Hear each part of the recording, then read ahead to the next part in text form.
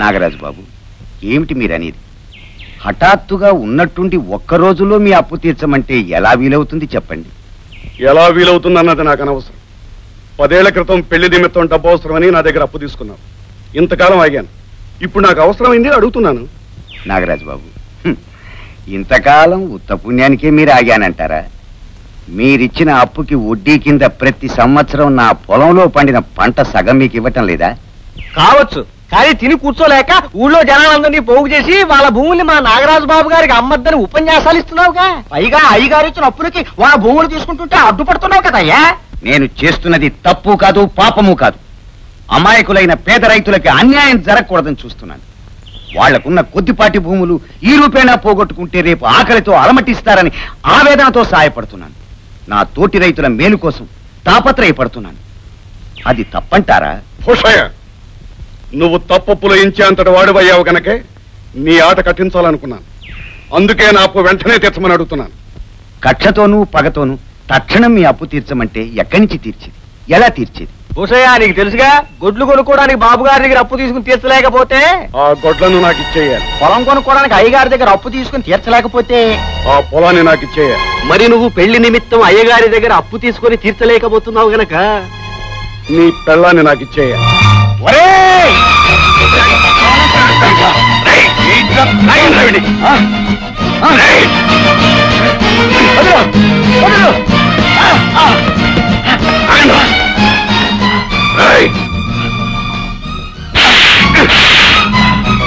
ఈ నాగరాజు మీద చెయ్యెత్తిన వాడెవడో ఇంతవరకు బ్రతికి బయటపడలేదురా.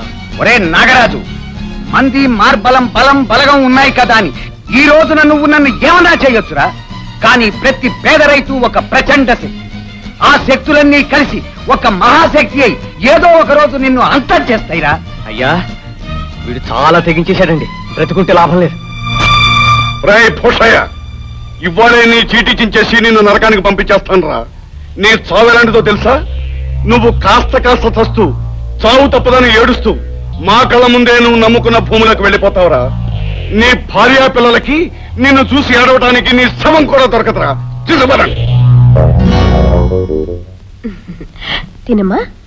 పార్వతమ్మా, మీ అన్ని నాగరాజు మనుషులు చావు బాధ ఏడ్చుకెళ్తున్నారమ్మా. అవునమ్మా, మామిడి తోట వైపు ఏడ్చుకెళ్తున్నారు. ఏం చేస్తారో ఏమో.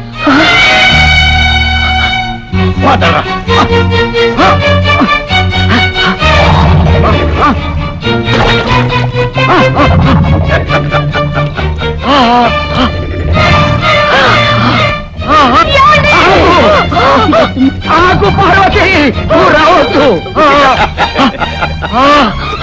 బాబు, నీకు దండం పెడతాను.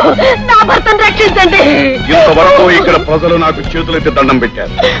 నా ముందు చేతులు కట్టుకుని తల దించుకున్నారు. ఇప్పుడు మొదటిసారిగా మొనగాడిలా నా మీదకే చేయెత్తాడు నీ మొగుడు. అందుకే నీ భర్తను నీ కళ్ళదిటే పాతాళానికి తొక్కేస్తున్నా. బాబు, మేమంతా జీవితాంతం మీ కాళ్ళ దగ్గర పడి ఉన్నాం బాబు. ఆయన రక్షించండి. పార్వతి, ఆ పశువు పాదాలు పట్టుకుని బ్రతిలాడటం పొరపాటు. ఆ రాక్షసుని క్షమించమని అడగటం అవసరం. సాగుపోయే క్షణంలో కూడా నీ పొగరింక తగలదట. ఊబిలాంటి ఈ ఊర్లో నాకు ఎదురు తిరిగిన మనిషి కథ ఎలా ముగుస్తుందో ఇప్పుడు అర్థమైందా నీకు?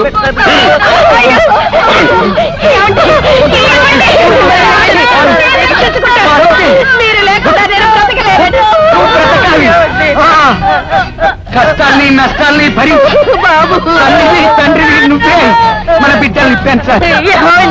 అంతేకాదు పార్వతి, మన బాబుని నీతికి నిజాయితీకి రూపంగా పెంచాలి. ఆ రాక్షసుడు నాగరాజుని వాడి మనుషుల్ని అంతం చేయటానికి పెంచాలి.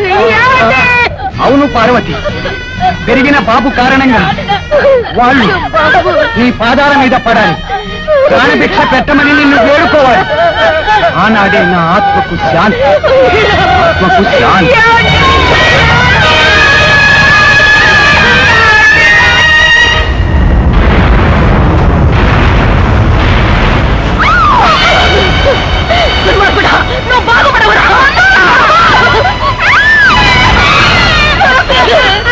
పార్వతమ్మ, ఈ ఇల్లు ఈ ఇంట్లో ఉన్న సామాను నీ పొలం మొత్తం నా అప్పుకు సరిపోతాయి.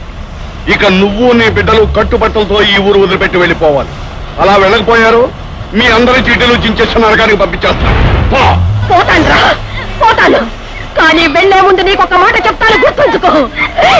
ఈ రోజు దిక్కు మొక్కు లేకుండా వెళ్ళిపోతున్న నేను ఏదో ఒక రోజున తప్పకుండా తిరిగి వస్తాను. నిన్ను కొట్టే శక్తివంతుడుగా, న్యాయం నేర్పే నీతివంతుడుగా నా కొడుకును తయారు చేసి తీసుకొస్తాను. వాడి ద్వారా ఆఖరి క్షణంలో నా భర్త కోరిన కోరికలు నెరవేరుస్తాను. అంతేకాదు నాగరాజు, ఈ రోజు ఏ మనుషులైతే నిన్ను చూసి భయపడుతున్నారో ఆ మనుషులంతా కలిసి నా బిడ్డ ముందు నడవగా నీ మీదకి వస్తారు. నిన్ను నీ మనుషుల్ని నాశనం చేస్తారు. ఒరేయ్, మండే గుండెతో ఆమె శక్తి లాంటి ఒక ఆరతి చేస్తే ప్రతిజ్ఞ ప్రతిజ్ఞ.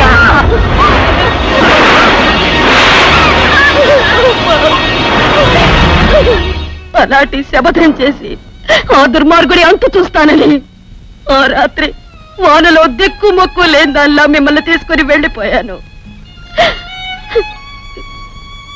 కష్టపడి చెమటోడ్చి మిమ్మల్ని పెంచుకున్నాను. నా ఆశ నీ వల్ల తీరుతుందన్న ఆశతో బ్రతికాను. అందుకే బాబు, నువ్వు వాణ్ణి హత్య చేసి హంతకుడివి కాకూడదని నిన్ను ఆపాను. నిజమేనమ్మా, నువ్వు చెప్పింది నిజమే. కానీ పాడైపోయిన నా చెల్లెలి జీవితం బాగుపడేది ఎలాగా? పశువు నాశనం చేసిన తులసి మొక్క లాంటి మన తులసి జీవితం ఏం కావాలమ్మా? ఏం కావాలి? కొన్ని ప్రశ్నలకు జవాబు ఆ దేవుడే చెప్పాలిరా. దేవుడు కాదమ్మా, మనిషి వేసుకున్న ఏ ప్రశ్నకైనా మనిషే జవాబు చెప్పాలి. ఈ విషయంలో ఏం చేయాలో నేనే చేస్తాను, చేసి చూపిస్తాను అంటూ 10 మంది నా చెల్లెల్ని వేలెత్తి వెక్కిరించకూడదు. అందుకే నా పగని పంతాన్ని చంపుకుని ఆ అగ్నిని నా చెల్లెలి మెళ్ళలో తాళి కట్టమని అర్థిస్తాను. బాబు, అవునమ్మా, నా చెల్లెలి